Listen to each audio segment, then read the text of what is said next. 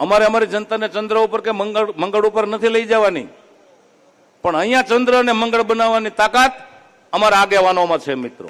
કે આપણા ઉમેદવાર કે જેમની પાસે આપણે ખૂબ જ મોટી અપેક્ષા છે, એમની ક્ષમતા એમણે અગાઉ પણ પુરવાર કરેલી છે.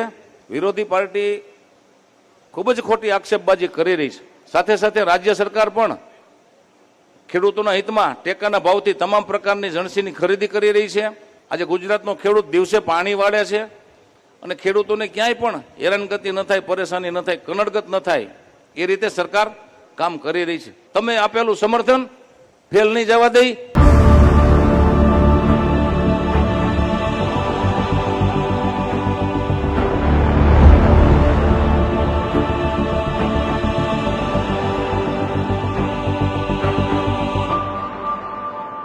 માતા કી વંદે. આજરોજ આપણા ઉમેદવાર અને આપણા જિલ્લાના હોનહાર યુવાન અને આપણા બેંકના ચેરમેન ભાઈ શ્રી કિરીટભાઈ પટેલના ચૂંટણી પ્રચાર કાર્યક્રમમાં સભામાં ઉપસ્થિત આપણા યશસ્વી અધ્યક્ષ, કેન્દ્ર સરકારના મંત્રી અને મારા અને તમારા સૌના લોકલાડીલા આદરણીય શ્રી સી.આર. પાટીલ સાહેબનું આજે મારા તાલુકામાં અને મારા ગામમાં હું અંતઃકરણપૂર્વક સ્વાગત કરું છું અને એમનું અભિવાદન કરું છું.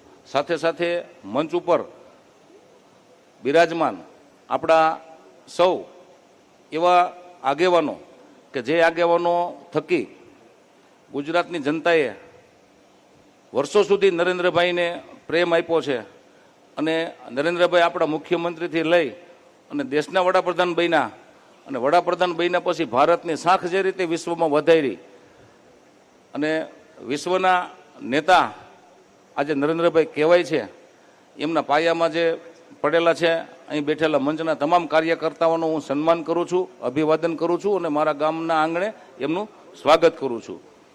મિત્રો, આ ચૂંટણી જે પેટા ચૂંટણી છે અને એ ચૂંટણીમાં આપણે 13 વર્ષનો વનવાસ દૂર કરવાનો છે મિત્રો.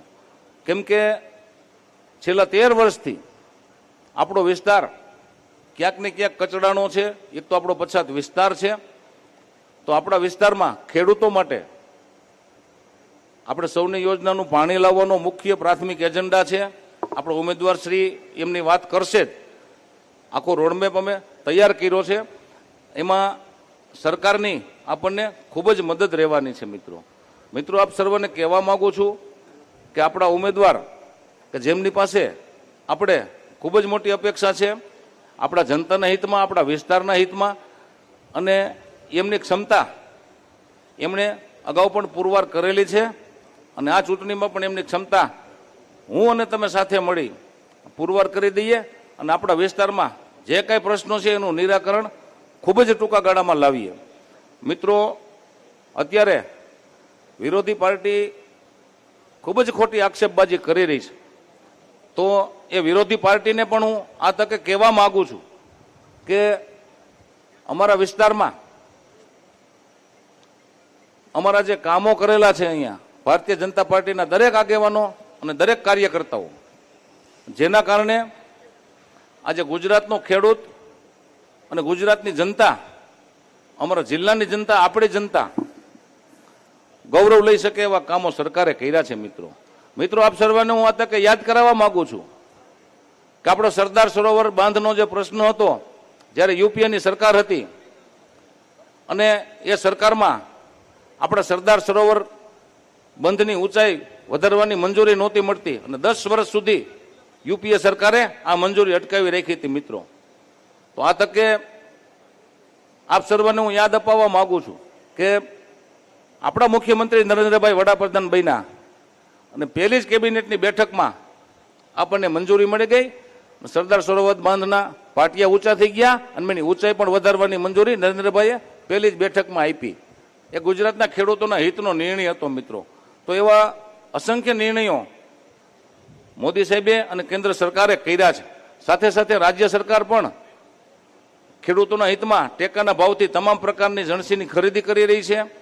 આજે ગુજરાતનો ખેડૂત દિવસે પાણી વાળે છે અને ખેડૂતોને ક્યાંય પણ હેરાનગતિ ન થાય, પરેશાની ન થાય, કનડગત ન થાય એ રીતે સરકાર કામ કરી રહી છે માન્ય શ્રી સી આર પાટીલ સાહેબના નેતૃત્વમાં. ત્યારે વિરોધી પાર્ટીને હું કહેવા માંગુ છું કે તમે હજી તો અહીંયા કશું કર્યું નથી, એક પણ નાનું એવું કામ તમારું અહીંયા બોલતું નથી, કોઈ સામાજિક કાર્ય બોલતું નથી, કોઈ રાજકીય સેવા બોલતી નથી, સામાજિક સેવા બોલતી નથી.